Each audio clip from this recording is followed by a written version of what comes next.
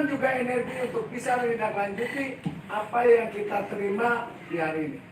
Jadi jangan lagi ada pikiran bahwa kita hanya dimanfaatkan untuk kepentingan penghabisan anggaran. Sekarang tidak ada lagi.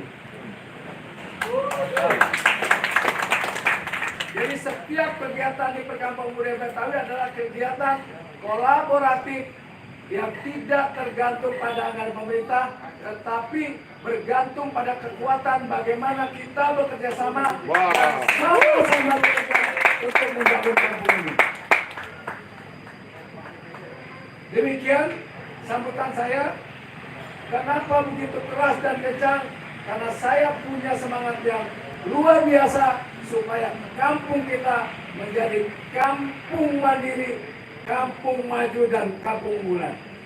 Demikian, terima kasih. Assalamualaikum warahmatullahi wabarakatuh. Terima kasih Bapak Imron atas sambutannya.